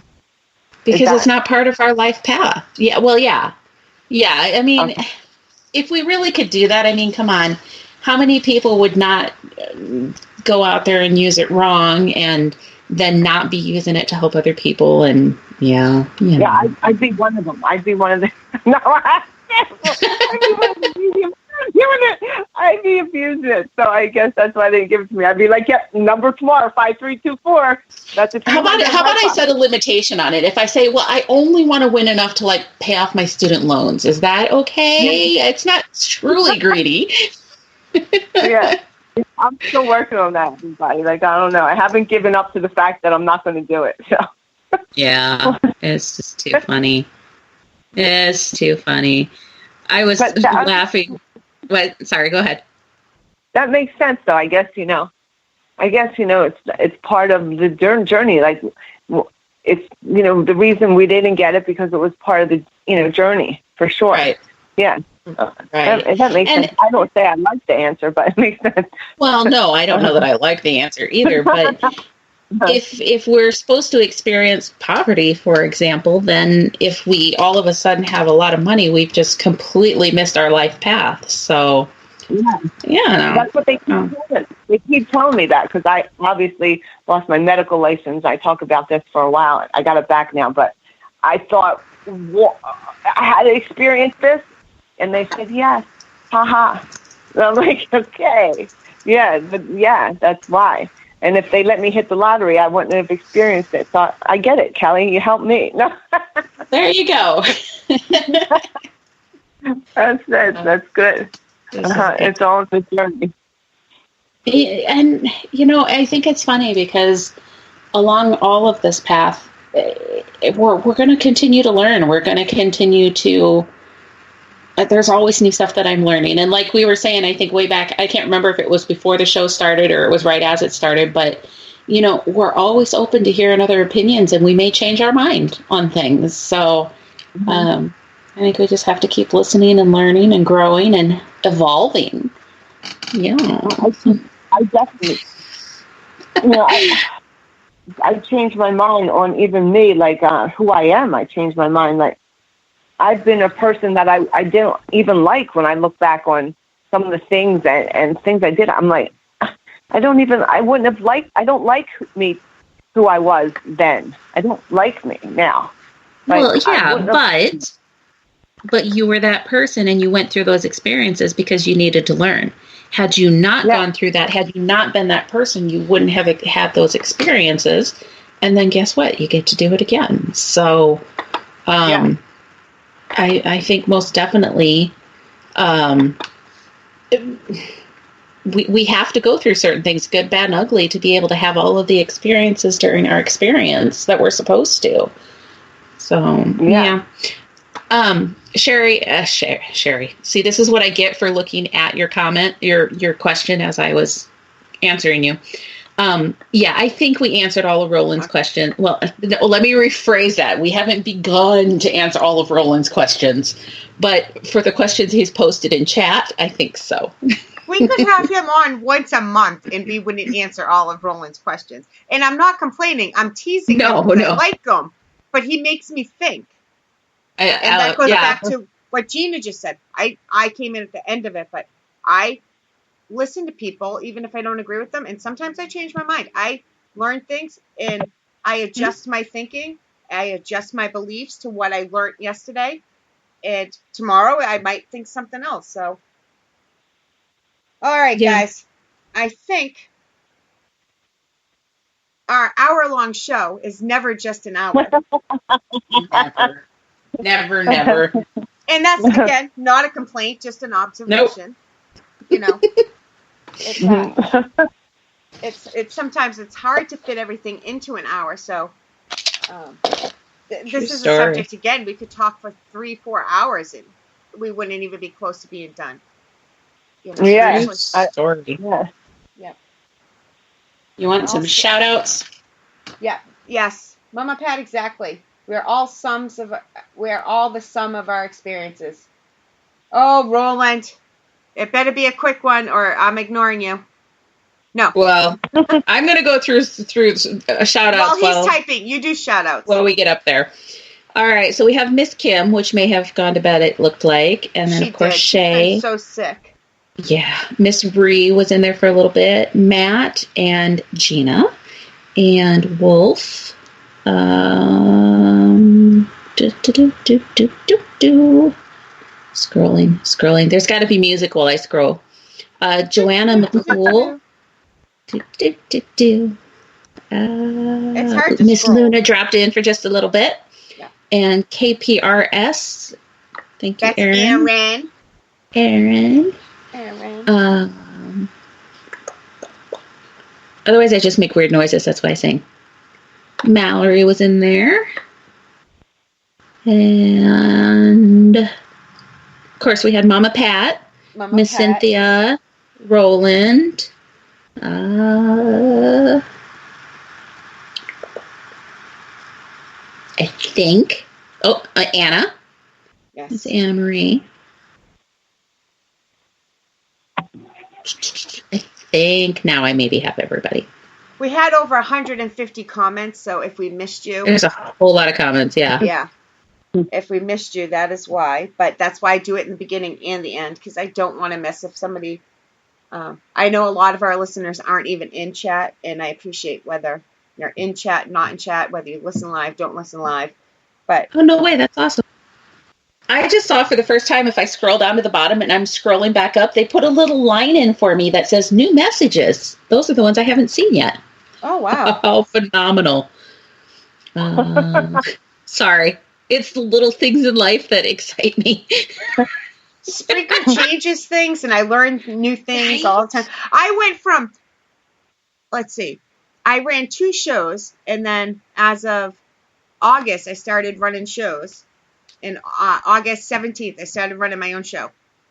And then all of a sudden in October, I had a network. So I've learned a lot in the past 4 months, 5 months since October. You've been doing amazing. That's fast track. The fast track. Yeah, it's hard. Oh, Roland, I love Roland. Roland says, Chef, I always learn from the answers. Well, I can only answer questions that I'm asked. So my answers are because of what you ask me and what you make me think of. Not just him, but everybody in general. And you could ask me the same question again tomorrow, and I might have a different answer because my beliefs, my experiences change what I think. But I always do the best I can.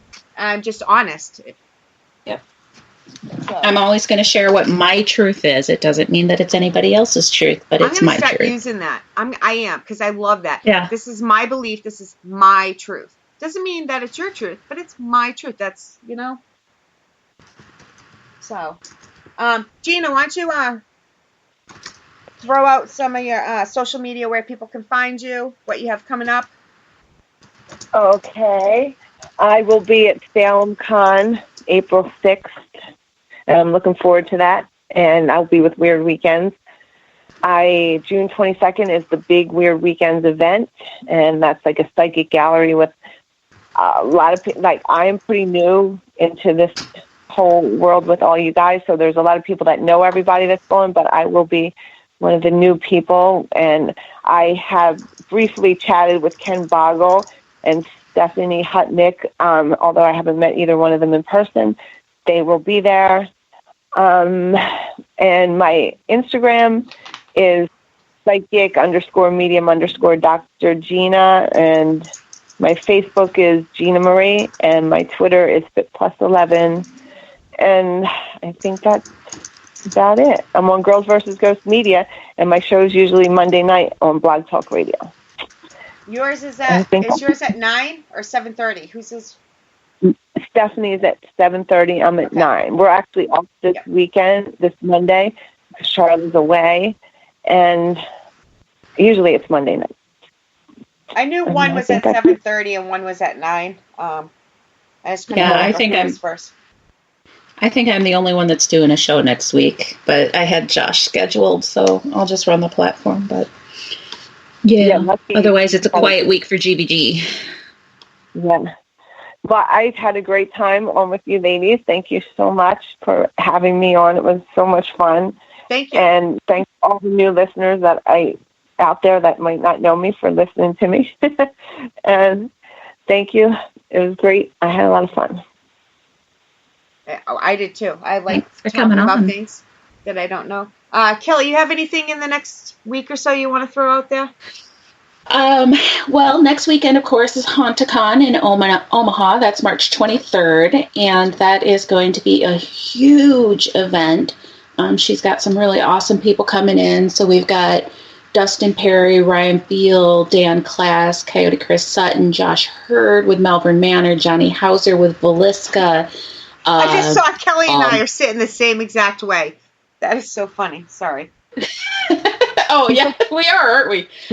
Miss Charlotte is going to be there representing Girls vs. Ghosts. And all sorts of different paranormal teams and people selling their wares. There's 2 different classrooms running. There's a keynote speaker room that's amazing, and then there's a classroom that's got all sorts of different topics going on. So that's March 23rd in Omaha at the Sokol Auditorium, I believe it's called.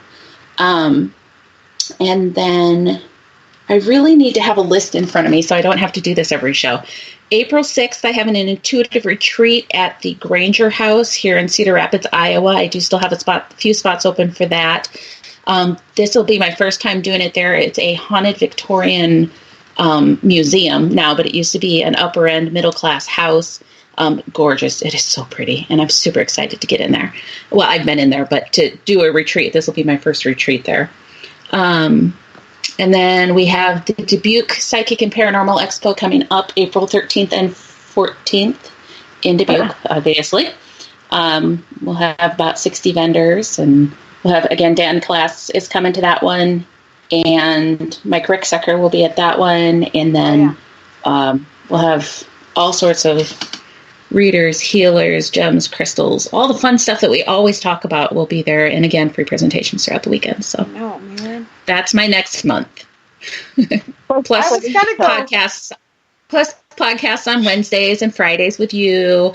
And I have class coming up on Monday. We'll be doing tarot cards. I was going to teach tarot cards last month and we had a snowstorm, so I canceled. So I just rescheduled tarot cards for this month. I don't know. I can't remember. I was looking at the Salem Con one. I was going to go to that. Except I think my damn daughter's graduating, or it's a play, or it's something big that I can't miss. I forget what it is right now, but I will be in Maine on June 1st at the Maine Paracon. Chris Sanders is doing it. I don't even know what it's called. It's right in front of me. Maine Paracon, June 1st, 2019. So I don't have too much in front of me, but that will be fun. We have our table there. And then right after that, in Gettysburg with Miss Kelly. I was going to say, I am sure there's things in between then and now, but I am super stoked that I get to actually meet you in person finally. In Gettysburg, of all places, Gettysburg. Yes. Gettysburg. I'll be in Gettysburg on the 23rd for some event too. I'm starting my first time. Oh, really? Oh, you're there the week after us. Yeah. Yeah. Yeah, we'll be there. This is the metaphysical and paranormal something. I can't remember. But yes. I'm just like, I thought Gettysburg would be close to Philadelphia. And I look it up and it's like 6 hours from me in New York. I'm like, geez, I thought Gettysburg was like Pennsylvania, not knowing that it's Pennsylvania. It's way up there. Yeah, it's like where we're going is like 8 hours from me, so it's quite the drive. All right, so let's see. We'll end the show. I'm horrible at doing this. Yes, Mama Pat, I am going to Gettysburg. Nicole and I will be there with our friend Kerry from Spirit Trackers. We're going for 5 days, so it'll be awesome. Can't wait. Yay! Yes. There is no show tomorrow night. Miss Peggy Gypsy has tomorrow off, so I will be back with the beautiful psychic Jen B Sunday night, 8 p.m. Who dropped into chat, by the way. Yes, I did. Snuck in there. 8 p.m. 7 Central, and we'll be talking about shadow people. One of my favorite subjects to talk about, actually, believe it or not. When is that show? I like Sunday to hear that. 8. So. This Sunday? Yep. Yeah, okay. And if you think Shay and I are crazy, wait till you get Shay and Jen on the phone together, because, man. I know. Yeah. Jen's a hoot. I love Jen. Yeah, we need to do a show with 3 of us again, because, nothing like completely going batshit crazy. The last time you, Jen, and I did a show, the show ended, and the conversation with the person that was running the show lasted like another hour and a half. Like, we stopped the show. It wasn't live anymore, but we all kept going. That's so funny. Yeah. It's my final show of introspection. We called it the after party. It was awesome. It was. It was awesome. Yes, the 3 of us together. Have to come up with a good subject. Guys, start letting us know. What should Kelly, Sherry, and Jen B talk about? Actually, I think I have an open date on my show. Maybe I should bring you guys on to my Wednesday show. Let me check my calendar. You know what? We're totally straying off course. Shay and Jen, I'll talk to you guys after the fact, and because I think I've got a date I needed to fill. So yeah, that would be awesome. I think the shadow people. I don't know. I've never heard much about it or talked. It's like very new, so I'm looking forward to that. Oh, shadow people. Yeah, it's one of my favorite subjects to talk about because my beliefs on shadow people tend to be, as of all my beliefs, tend to be very different when it comes to paranormal than other people. Okay, here, this is when I go click buzz because same way I am horrible at ending phone calls until I hang up. Good night, everybody. Gina, Kelly, stay online for a second. Good night. Good night, everyone. Friday. We love you guys. Thanks for tuning in. Good night. You guys. Thank you.